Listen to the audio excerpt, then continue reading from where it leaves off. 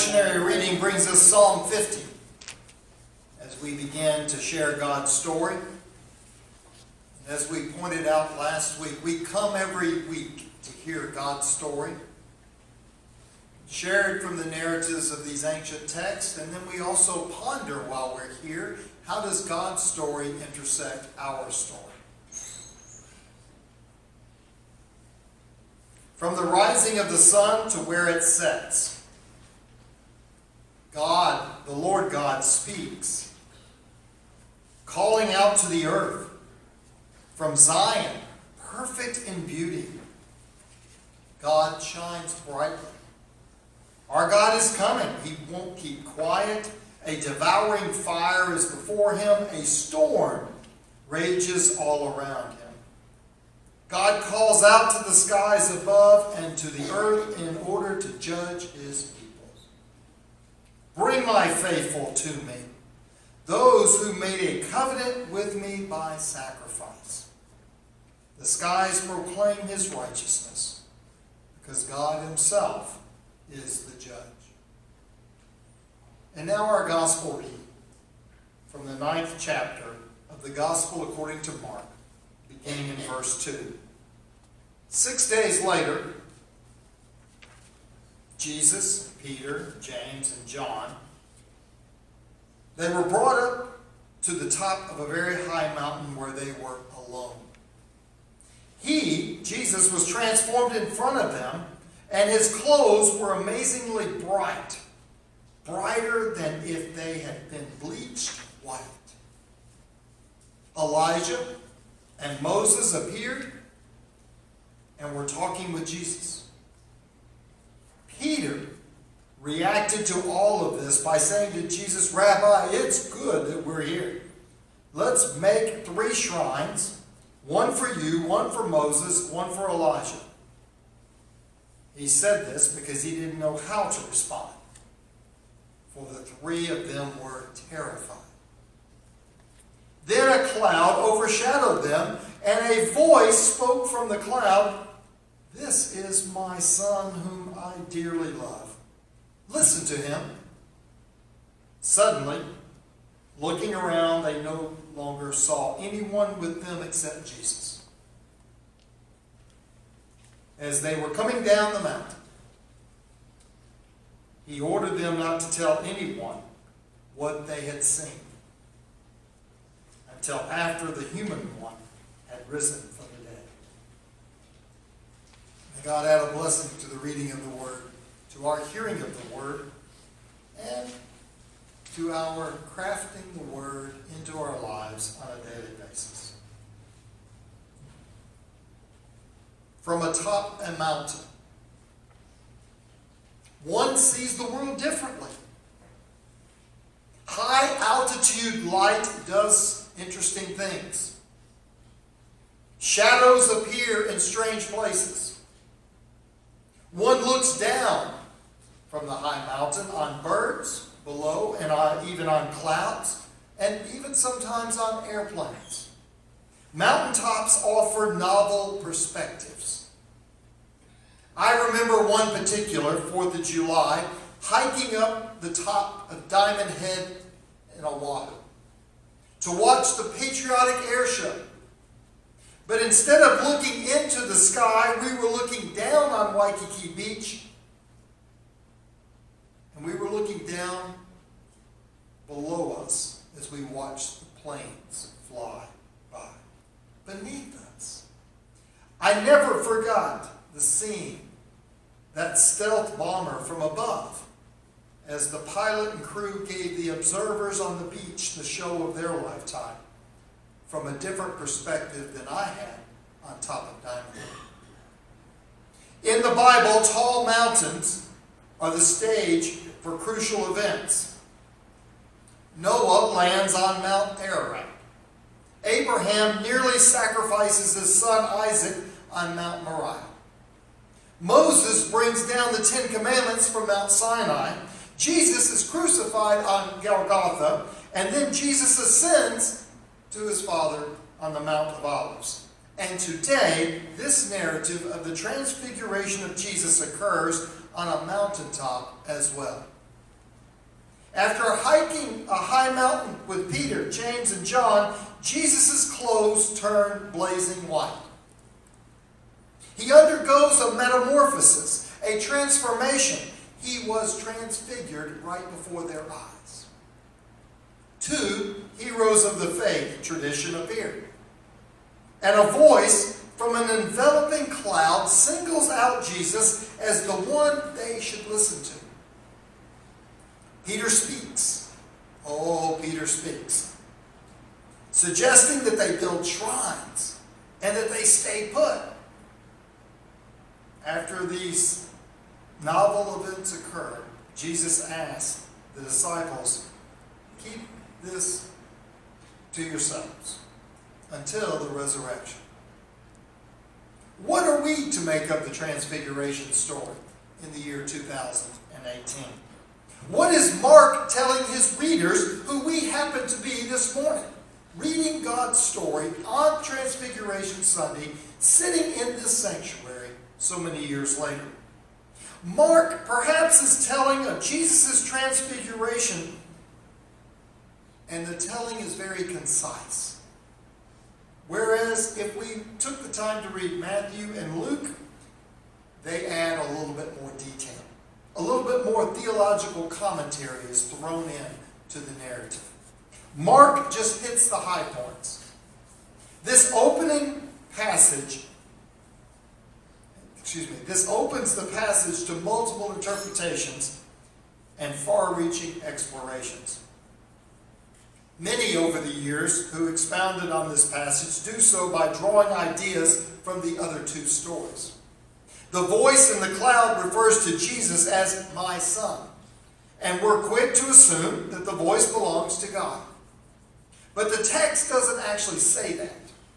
A voice from above also speaks at Jesus' baptism, and it refers to Jesus as son as well. But there the visible form is of the dove at baptism, the symbol of the Holy Spirit, not the symbol of God, the Father. So strange things are occurring in this narrative. Heroes of the faith come and go as if they were ghosts.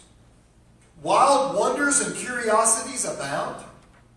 Whether you're a skeptic or a logic, you find somewhere to come down on a foundation when reading this story. Jesus is transfigured right in front of the disciples' eyes. Is it a dream? Is this really happening? What's the difference? And how would we know so many years later? Does this event foreshadow Jesus' resurrection? It is a confirmation of Jesus as the fulfillment of the law and the prophets. Is it? Mark's gospel doesn't clear things up for us. In fact, the story concludes with Jesus' request that the disciples keep the transfiguration a secret.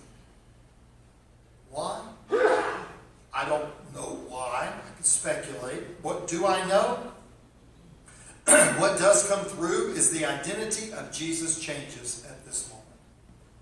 The transfiguration changes the direction in which Jesus' mission and ministry will go in the next 6 months.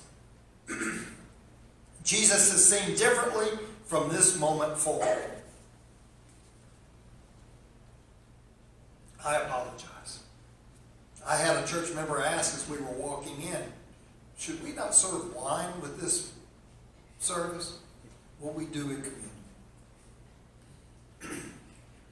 Matt Fitzgerald, a UCC pastor and a still speaking devotional writer, says this: "Oh God, give us eyes to see your majesty."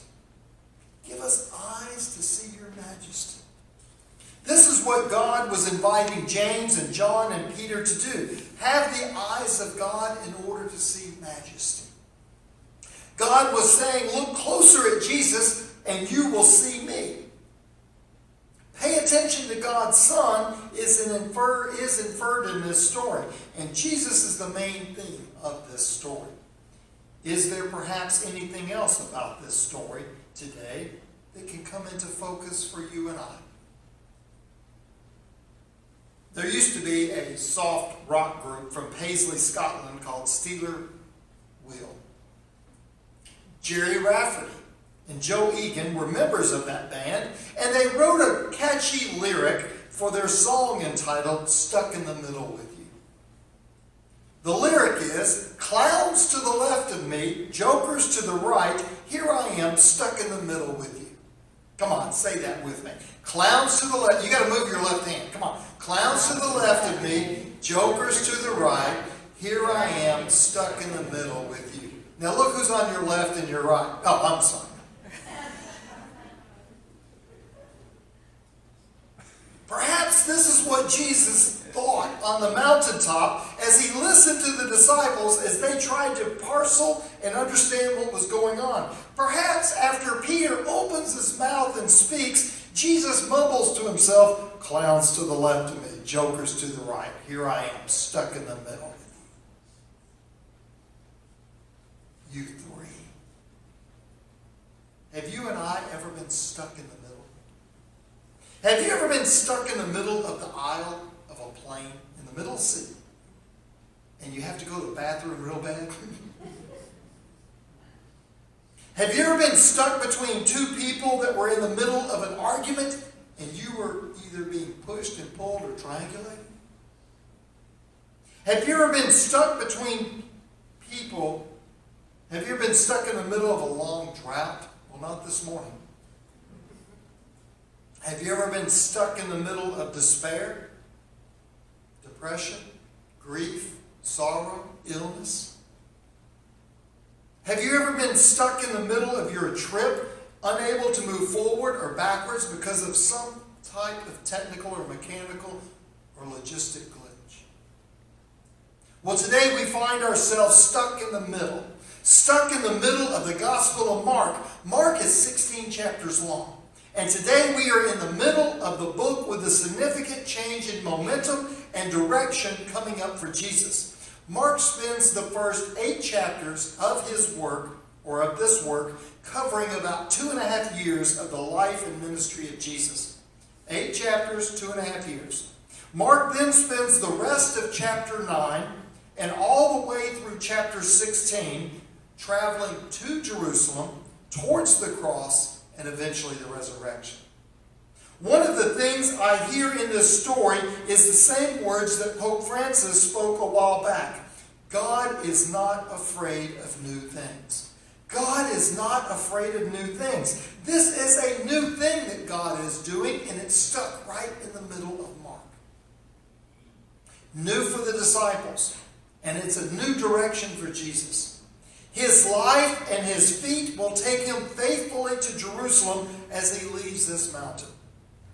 He is no longer on earth just to feed the poor, or to free the prisoner, or to heal the sick, or to raise the dead. He is on this earth to take faithful steps on his journey to the cross.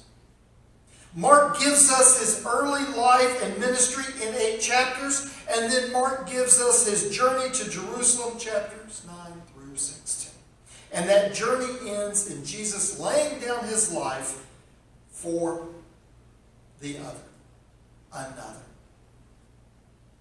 For another way of understanding life and a new definition of discipleship. In the final chapters of Mark, Jesus is introducing a whole new way for us to live in hope, a whole new way for us to understand promise, and it all is wrapped in death and resurrection. And so this morning we find Jesus stuck in the middle of Mark, but we find Jesus taking faithful steps towards, as he goes off the mountain and towards the mission that lay before him. So it is, with that backdrop, that I offer these words again. Clowns to the left of me, jokers to the right. Here I am, stuck in the middle with you. I suspect we also find ourselves stuck in the middle, even perhaps today. I suspect that many of us are stuck in the middle of our spiritual journeys. I suspect we find ourselves stuck and needing to move forward. forward towards a deeper and more meaningful understanding of life in faith and discipleship. I suspect we find ourselves stuck in the middle and needing to see God's majesty all around us. I suspect we find ourselves stuck in the middle and needing to join God in celebrating new things. In the United Church of Christ, we have a saying, and we say it over and over and over as our evangelistic motto. No matter who you are and where you are on life's journey, you are welcome where? Here. You and I are welcome in God's house. We are welcome weekly to come into God's sanctuary and experience a mountaintop experience, and that mountaintop experience includes the very transformation of our own lives. We are also invited by God to move forward, to step out in faith, move beyond the middle of our spiritual journey and move on to a more faithful relationship with God and a more accountable and faithful relationship with one another. On this Sunday, the eve of Lent, what part of our spiritual journeys do we want to move beyond being stuck with in the middle? Would you like to move forward in your prayer life? Would you like to move forward in living a life of abundance instead of living a life of scarcity? Would you like to move forward in offering an extravagant welcome to everyone because everyone is created in God's image? Would you like to move forward in being able to see God's majesty all through and everywhere? Our opening words are from a pastor of the United Church of Canada. And I found those words and I could not help but think that first phrase, that phrase about seeing God in the smile of a baby, and thinking, Karen, about your grandchild. What a beautiful picture. What a beautiful majesty. Being able to see God in the smile of a baby or even in the changing of the seasons. Would you like to move forward to see God's majesty? Would you like to move forward with God to be active in new things? Today we can move with Jesus and Peter and James and John off the mountain and out of the middle of Mark. Today we can move out of the middle of our spiritual journey to a deeper and more meaningful relationship and understanding of life and discipleship and faith. Today we can move away from the middle and move with Jesus during this Lenten season that is just upon us towards a life of purposeful sacrifice and a life of promise and hope. You know, Jesus invites you and I to lose our life for his sake. Jesus invites us to take up our cross and follow him. Anyone ready to leave the mountain and move with God into new things? Today, Jesus invites us. Leave the middle part of your spiritual journey. And may the next phase of your spiritual journey be one of adventure, of risk, of abundance, one of courage. May it be one of faith and one of faithfulness. May it be one immersed in social justice and care and concern. May the next phase of your spiritual journey be transformed into a life of hope, peace, love, and joy. I invite you to, and I hope that you invite me to. And together we will follow Jesus out of the middle and all the way